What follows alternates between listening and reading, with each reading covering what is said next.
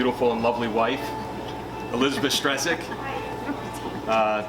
Liz, how are you? Good, how are you? Good. Oh, great. Thank you for doing this. Yeah, And glad to be here. we're here in the booth of Marlena Holston, and today we're talking jewelry.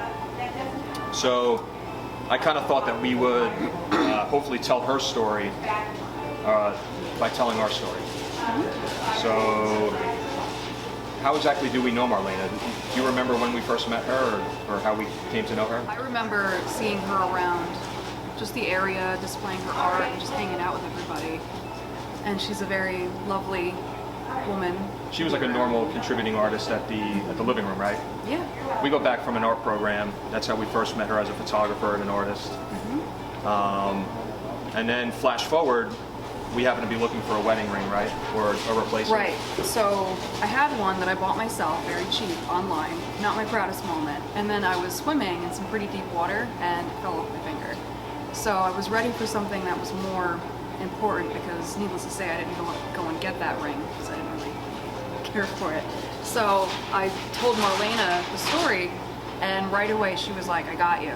And then she asked me what I wanted, and then she had all kinds of options ready for me based on every specification that I gave her. And there were so many that I was really attracted to, but then there was one in particular that I was just drawn to. And she gave me an awesome price on it, and she was just amazing about it. And I would recommend her jewelry anytime.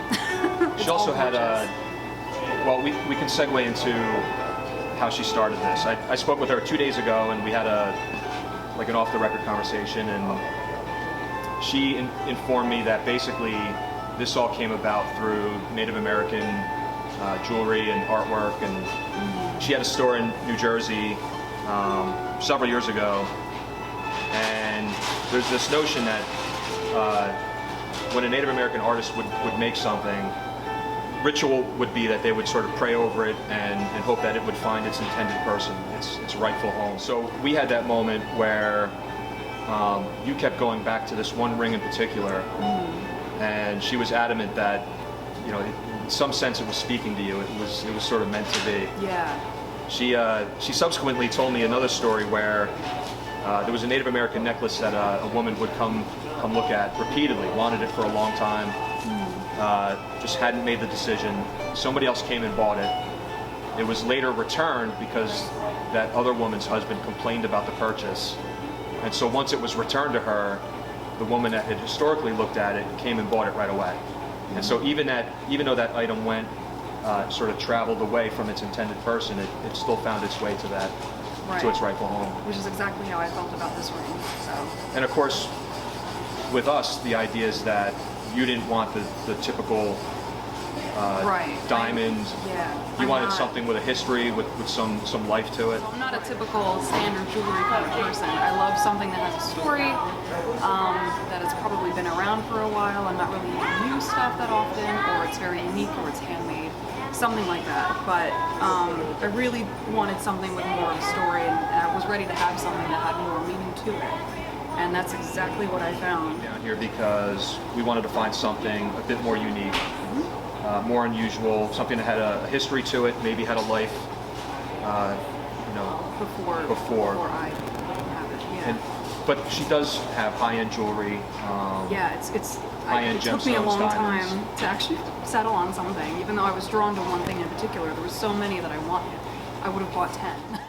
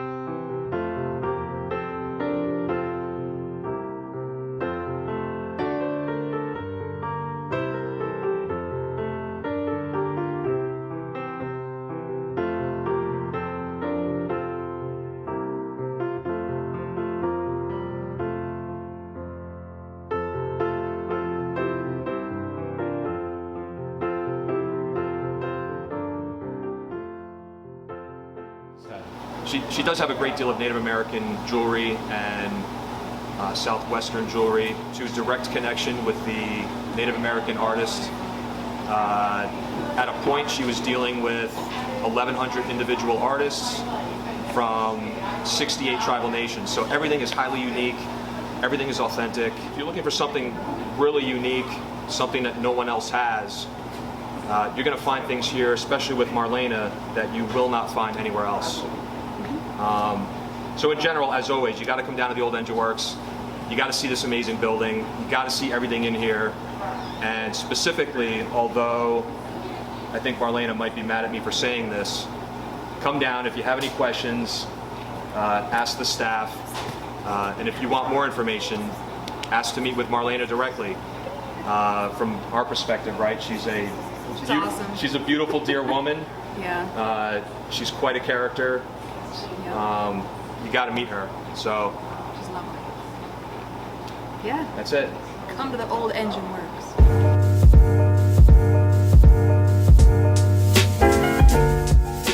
There's always something new at the Olde Engine Works.